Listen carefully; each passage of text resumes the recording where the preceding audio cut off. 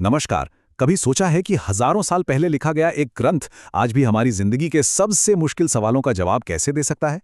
तो आज हम भगवत गीता के इसी गहरे ज्ञान को समझने की कोशिश करेंगे, जैसा कि इग्नू के स्टडी मटेरियल में बताया गया है। चलिए शुरू करते हैं ये ज्ञान की यात्रा।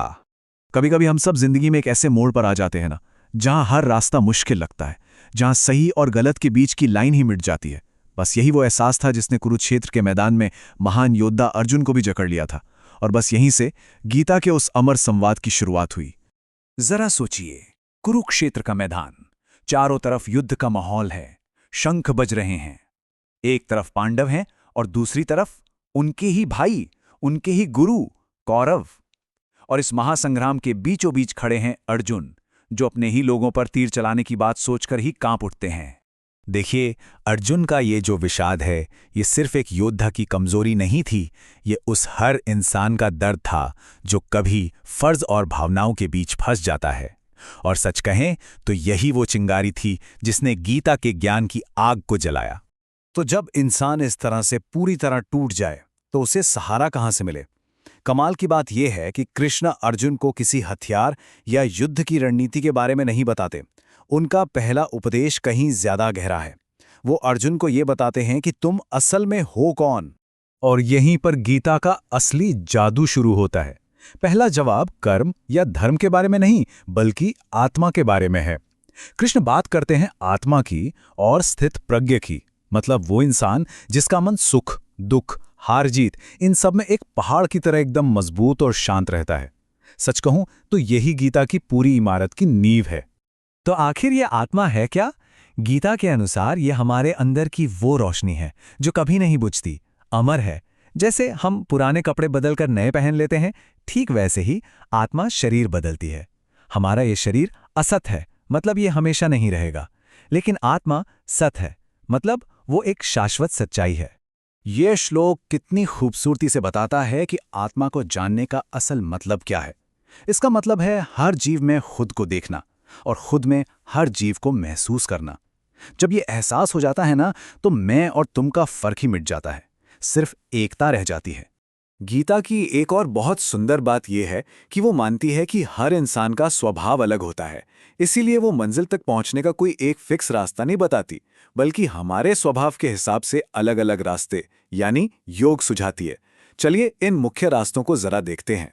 तो जैसा कि हम देख सकते हैं, ये 3 मुख्य रास्ते हैं। पहला, ज्ञान योग, जो विवेक और ज्ञान के जरिए सच तक पहुंचता है। दूसरा, भक्ति योग, जो प्रेम, श्रद्धा और समर्पण से ईश्वर से जुड़ता है। और तीसरा, कर्म योग, जो बिना किसी फल की चिंता किए बस अपना काम, अपना फर्ज निभाता है। रास्ता कोई भी हो, मंजिल एक ही है। ज्ञान योग के सबसे बड़े जानकारों में से एक आचार्य शंकर कहते हैं कि असल में सिर्फ एक ही परम सत्य है, और वो है ब्रह्म। ये जो दुनिया हमें अपनी आंखों से दिख रही है, ये तो एक भ्रम है, एक सपने की तरह। और इसी परम सच को जान लेना ही असली मुक्ति है। अच्छा, अब सवाल ये उठता है कि आत्मा, योग और ब्रह्म, इस सारे गहरे ज्ञान का उस युद्ध के मैदान से क्या लेना देना? कृष्ण आखिर अर्जुन को ये सब क्यों बता रहे हैं? इस महाभारत के युद्ध का असली मकसद था क्या? ये बात बिल्कुल साफ है कि ये लड़ाई किसी जमीन के टुकड़े या सिंहासन के लिए नहीं थी। नहीं, ये धर्म की स्थापना के लिए थी। ये उसूलों और नैतिकता को बचाने के लिए थी, जो किसी भी समाज को जोड़कर रखती है। ये अधर्म पर धर्म की जीत के लिए एक जरूरी लड़ाई थी। और शायद यही गीता का सबसे बड़ा प्रैक्टिकल मैसेज है कि जब सही और गलत में से किसी एक को चुनना हो, तो हमारे व्यक्तिगत रिश्ते या हमारी भावनाएं ये सब मायने नहीं रखती। जो सही है, जो न्याय है, उसका साथ देना ही सबसे बड़ा धर्म है। और जो अन्याय कर रहा है, उसके साथ खड़े होना, चाहे वो कोई भी हो, सबसे बड़ा अधर्म है। तो अब तक हम ये समझ चुके हैं कि गीता किसी खास समय या किसी एक जगह के लिए नहीं लिखी गई है। ये तो उन सवालों के जवाब देती है जो हर इंसान, हर पीढ़ी खुद से पूछती है कि हमारा फर्ज क्या है, हमारी पहचान क्या है, हमारी जिंदगी का मकसद क्या है। बिल्कुल, जैसा कि मोरारजी देसाई ने कहा था, गीता सिर्फ भारत के लिए नहीं, पूरी मानवता के लिए एक गाइड की तरह है। ये हमें सिखाती है कि हम अपनी जिंदगी को शांति और हिम्मत से कैसे जी सकते हैं, चाहे हम दुनिया के किसी भी कोने में हों या किसी भी दौर में जी रहे हों। और इस पूरी गहरी बातचीत का आधार रही है इग्नू की स्टडी मटेरियल, जिसने इन मुश्किल विचारों को हमें इतने साफ तौर पर समझने में वाकई बहुत मदद की।